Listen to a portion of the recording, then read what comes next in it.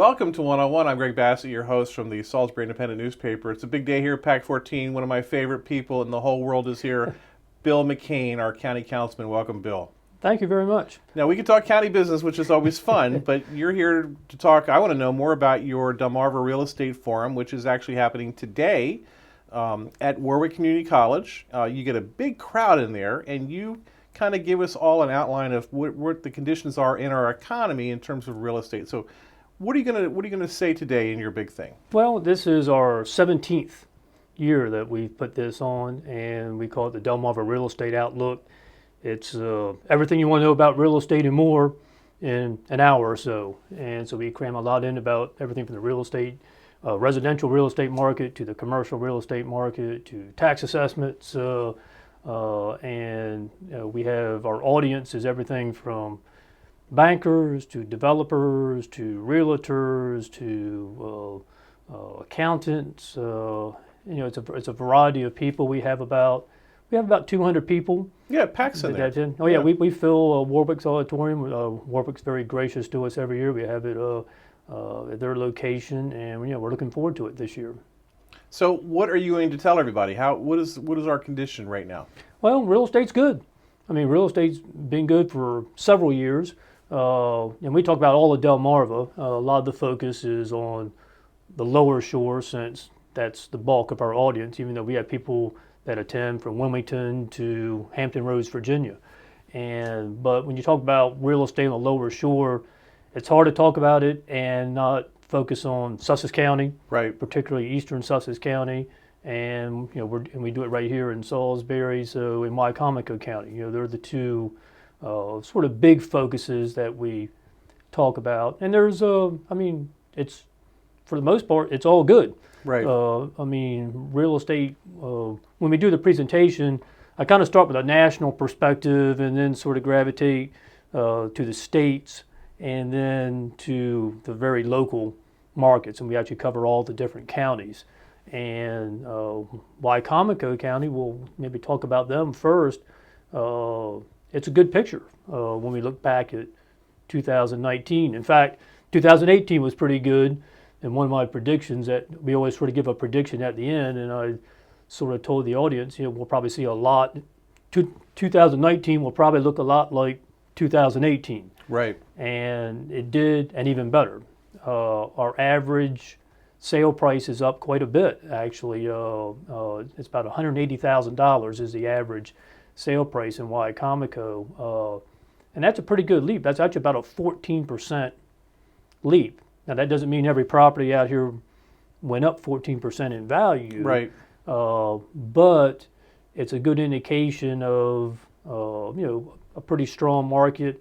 There's good demand. In fact, one of the things I always show at the presentation, I have an undergraduate degree in economics, so the economist in me comes out, and I always, I talk about supply and demand, and I show your basic demand-supply curve and how they intersect. And if you have reduced supply, which we do, we have very low inventories, and we have increased demand, you should have price increases. Right.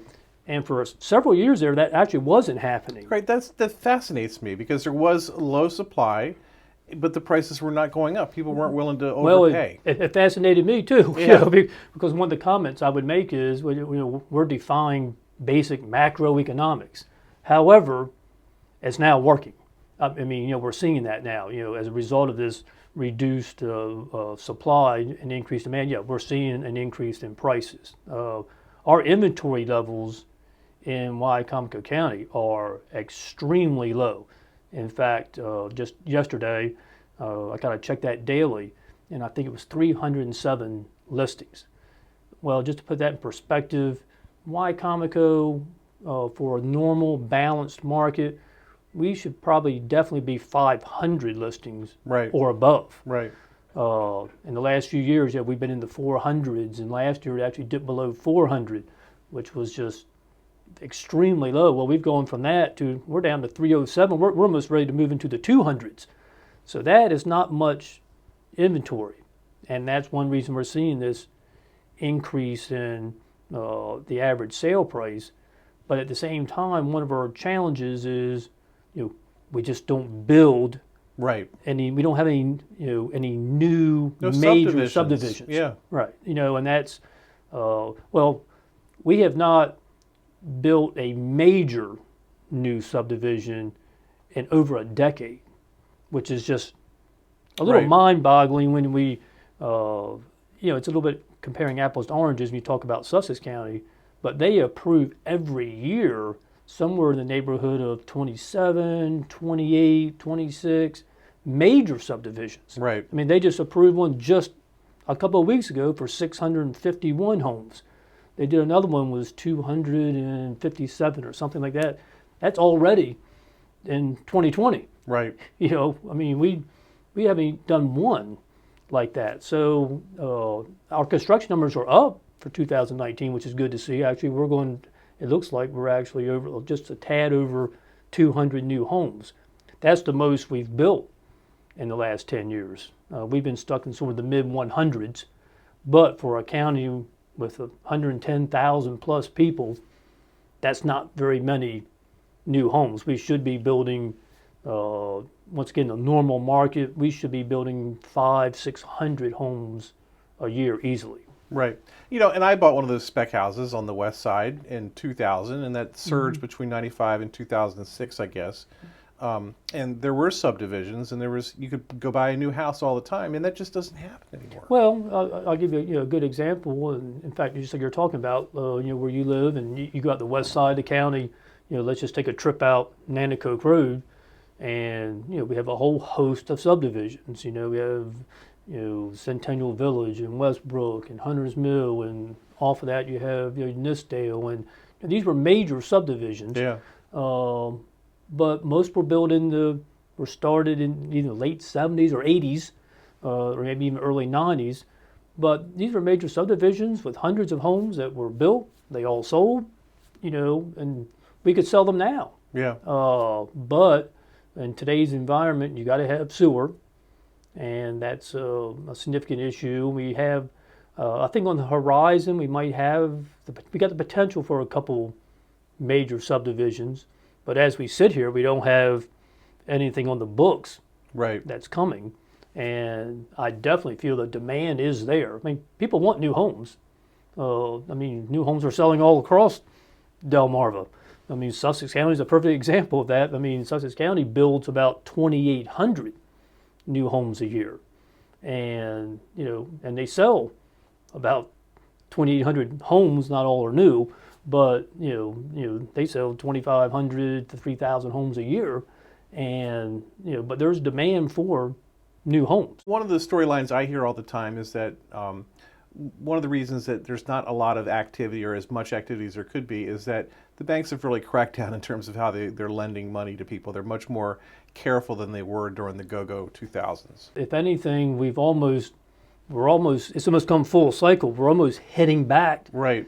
to that somewhat lenient lending of the 2000s. Banks are certainly, because of the housing crisis that we experienced in the early 2000s or the tail end of that in 2007, 2008, a lot of lessons were learned, and there's a lot of good regulations that exist that make lending a safer environment and a less risky and so forth. But at the same time, you still have your USDA programs and so forth that almost give you 100% financing. Right. They're 95+% loans, and we see, particularly in Wicomico County, that's probably the bulk of the loans we see, because that average price home fits right into that bucket. Right. So we see a lot of government loan, VA and FHA loans, and so but there's plenty mortgage money. The banks have money; they want to lend money. Right. Mortgage companies want to lend money, so it's actually money's very, very available if someone wants to buy a house. And the rates are the lowest that I can ever remember. It actually is very surprising for this long of a time to see rates where they are. Rates are great, and to see rates still, you can still get a mortgage under 4%. And I think today, they're right around 3.75. Right. That's just I wouldn't have predicted that 4 years ago or For it to 5 last years so ago. long like that, yeah. Right. No, it's very unprecedented. Yeah, and we've been in a good economy now for, almost 9 years. 8 to 9 years of a good economy. When we talk about the national economy at the presentation, one of my graphs just kind of shows GDP every year, and it's just this nice, steady. We've kind of found a sweet spot with the economy, with like modest GDP growth, low inflation, high employment rates. It's a good, like I say, it's kind of a sweet spot. It's where you want to be. Right. And we've been able just to stay there. And it kind of goes back a little bit to my macroeconomics discussion or comments earlier. If you kind of just leave the economy alone, Right. it does a pretty good job of, it'll take care of itself. It's just a good old, going back to your macroeconomic classes, Adam Smith and laissez-faire, just let it be, leave it alone, and it'll work. And for the most part, that's pretty much is the case. It seems like commercial real estate's doing well. It seems like there used to be a lot of vacancies places. You don't see that anymore. I'm downtown a lot. An office comes open downtown. It's rented almost immediately. There's a high demand down there. And so it seems very positive on the commercial sector. Well, yeah, and we talk about commercial, and commercial's also doing well. Kind of a similar story, lack of inventory. Yeah. The commercial real estate broker folks will tell you, we got buyers, but we don't have something to sell them. So, very much like the residential market, that lack of inventory is a significant problem. We're seeing in the retail world, we're seeing a lot of sideways movement. We've had some large retailers leave, but they tend to get replaced. They're replaced very fast. Yeah. Right, and that's a change that we're seeing. You're actually seeing that across the country. We're a little bit behind the times on that because what's happening is, your big box stores are something of yesterday. That's just not where it's at in the retail world anymore because of the Amazon of the world and so forth. Everybody buys online, but what's happening is they get repurposed, and you go to markets like Charlotte or Nashville, you'll see some of these large box stores or shopping centers, and they've repurposed them with their eateries and breweries and their attractions, and then they have specialty shops, where people still want to go and touch things and see what they're buying. And so this repurposing, changing of retail, we're seeing that a lot in our area. So we're seeing some things close, some things leave, but then new things come and buildings get changed. But at the end of the day, like real estate prices on average are up. And the activity's good, and so the commercial market's good as well. Little shopping centers are doing well, which surprised me. And that kind of gets back to that example I just gave. This repurposing, particular of what used to be your box retailers. Right, they're just adjusting to the change, but it takes time.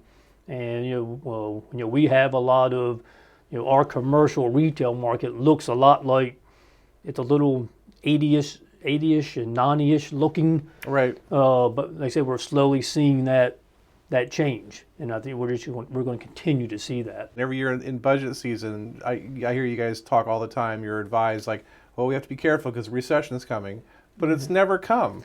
Right. I don't want to say I live. I'm very forward looking, but also you got to live for today as well, and it's just our typical economic cycles. You're going to have your expansions and you're going to have your recessions. It's hard to. Who would have predicted we would be in a sort of expansionary economy this long? No one would have. Especially when it was so slow coming out of it. It took forever to come out of it. Right, it took forever to come out. But here we are. Like I say, we're living almost 8 or 9 years into a strong economy. That's unprecedented. But you go back before that, no one really predicted the housing bubble either. That was unprecedented. Normally real estate, you don't have bubbles. Real estate doesn't change fast.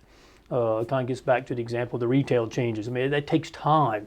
So normally you don't see a real estate bubble, because usually real estate doesn't have such rapid changes. But from 2006 to 2008, it went from the high Right. to the low. Right. Growing up in West Ocean City, I know that sewer is the key to everything in terms of development. Wicomico has got a problem with its sewer. The county's going to have to deal with this, whether it's package plants or tying into the city. Where are you on this whole sewer thing? Sewer's king. I mean, we could spend Right. the rest of the show talking about sewer, and I'm a big proponent of. I mean, we have to have public sewer in our county. In Wicomico, we're kind of unique. We're about the only county in the entire state of Maryland that doesn't have some kind of sewer outside of the municipalities. We have nothing in terms of county sewer, and the only public sewer we have is our municipalities, and the county recognizes this. And they have a study that's underway right now of how do you basically extend sewer into the county, and that's being worked on. Probably will have the results of sometime late this summer. However, some of that's not going to be of any surprise whatsoever. The quickest way and most efficient way to extend public sewer is via the municipalities. Right. Salisbury is a perfect example of, they have an excellent sewer system, an excellent sewer plant that's relatively new and has lots of capacity, and they have a willingness to. I mean, actually, the system runs better at the higher the capacity. Right. And so yes, we're working together to extend the sewer. We have, as I always tell people, I'll use Wicomico. Most of our developments, those developments we were talking about earlier, they're well and septic Right. subdivisions. Well, here's the one thing I can guarantee you: 100% of all the septic systems will fail. Right. I mean, they're not built to last forever. I mean, they're going to have to be replaced at some point in time, and we're already seeing that because the biggest building boom in our county was kind of the mid '80s into the early 2000s, and it was primarily septic systems, but that also means those septic systems are now 25, 30 plus years old, which is about the life of a drain field. Right. So we're having lots of systems failing, and a lot of those, what they could have done 30 years ago, you can't do today. And the situation you were referring, like the eastern parts of Salisbury, they're outside the city limits. A lot of these homes are homes that are 60 years old, Right. and or even older, and those systems, those homes are on very small lots, and there's nowhere to put a new drain field. Right. They don't have 10,000 square feet, which is what you need for a drain field. It doesn't exist. The lots aren't big enough for that, and a lot of them are in holding tanks now, waiting for sewer extension. And so I think what we'll see in the county is it's going to be all the above. I mean, I think in the end, a lot of it will be extension of local municipalities' systems into the county, but at the same time, that's not going to be able to handle everything that's going to need to be done. So I think the county will also be in the sewer business, and you have a possibility of even bringing private providers in. I mean, you have some of that in Sussex County, and so like I say, at the end of the day, it might be a combination of all the above. Right. Yeah, at the end of the day, you've got to have a functioning sewer system, and but that's one of the I guess hurdles, and also one of the educational things that is going to have to be spread to county residents is here's your alternatives, and it goes to even bigger than that. I mean, we have a very aged housing stock. Right. Our housing stock is pretty old, and getting back to the comment earlier about we haven't done a major subdivision in a dozen years. We haven't been replacing this aged housing stock, and because of that, it makes sewer even more important, because to build new homes, you got to have sewer accessibility, and there's not much land. If you're within the municipalities, well, they're mostly built up. Right. So that land, most of the acreage and you look at our comp plans, those future growth areas sit, just outside those municipal limits, but they got to have sewer. Yeah, and then the other thing I hear is, the city's got a beautiful wastewater treatment plant. It's open for business. Come on, tie in, but you've got to become a city resident. You've got to be annexed, and they resent that a great deal. I get that from readers. Yes, I mean I think there is some resentment to that, but that's once again that's going to have to be worked out. Right. Yeah, and those discussions are being held because it's like anything else.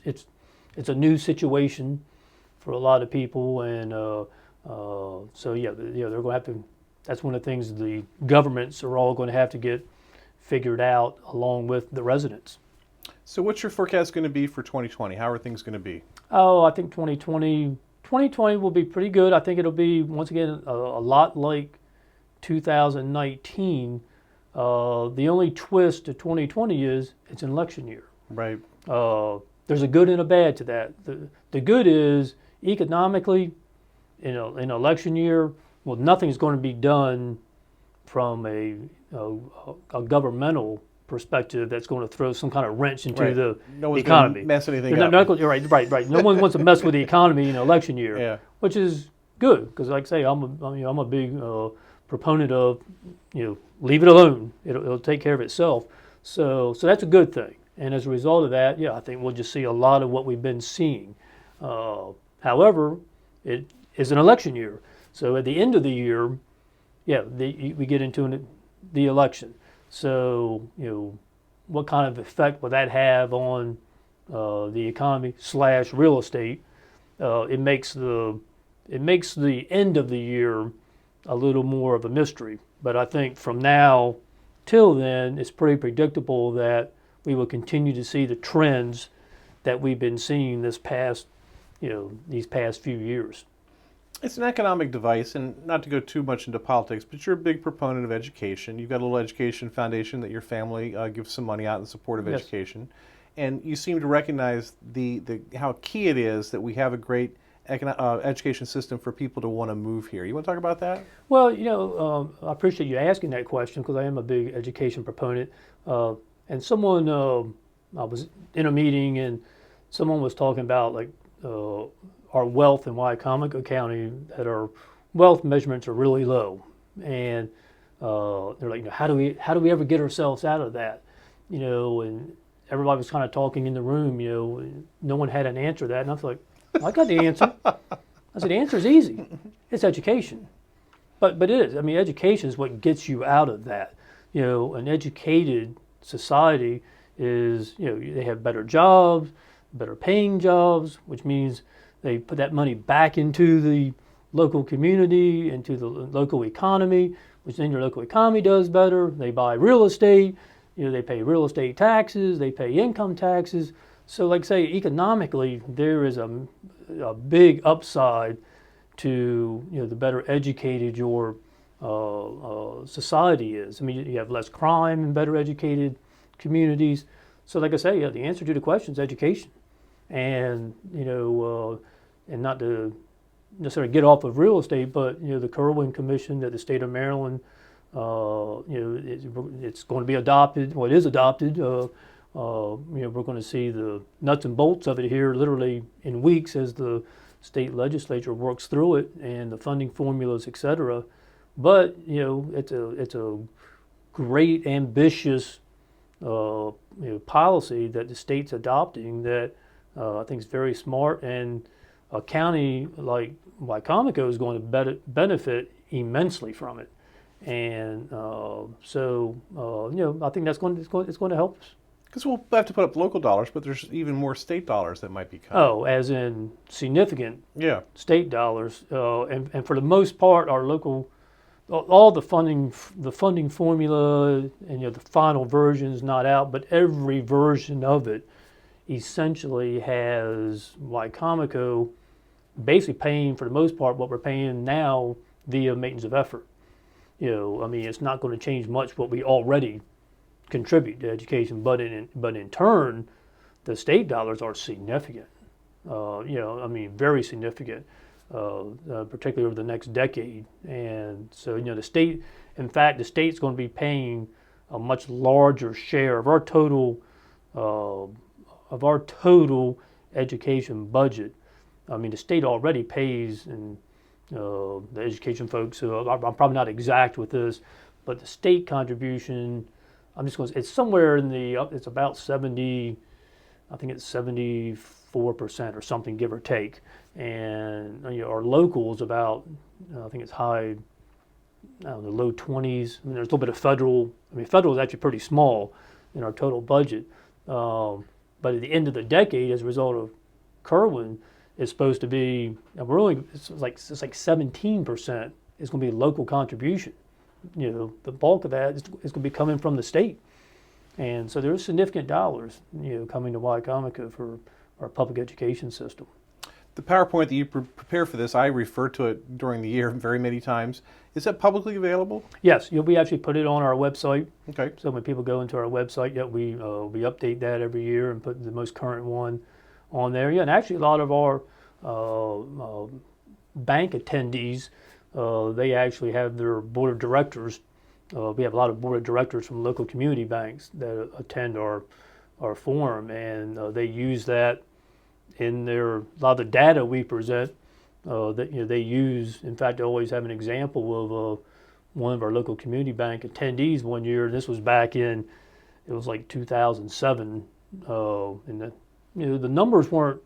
The data was saying, well, the real estate market's cooling off, right? But it was still going forward. Like the flames were so hot, it was still right. It was still continuing. But even though the data says this is really starting to cool off here, right? And we were talking about that in our presentation, and ironically, one of our attendees, their board they had this big dilemma. They had a pretty big project that they were struggling with whether to finance it or not, trying to measure the risk of it, and they decided not to do it. And they said it's the best decision ever made, because that project eventually went bankrupt and failed. Right. But they were that close to doing that. But after attending the presentation and saw the data, and so we make it available to everyone. So people can see it. What is the name of the website? They just go to WR McCain. WR McCain. It's on your company page. Yep. There's a link. Okay. Yep. There's a link on there that you can go to the presentation, our real estate outlook presentation. Bill McCain, thanks for being here today, and it's a really valuable thing, and thanks for the work that you do on this. Well, thank you very much. It's always a pleasure being here, and I'm always happy to share what I can about the real estate market. I'm Greg Bassett from the Salisbury Independent Newspaper, another edition of 101 right here on PAC 14.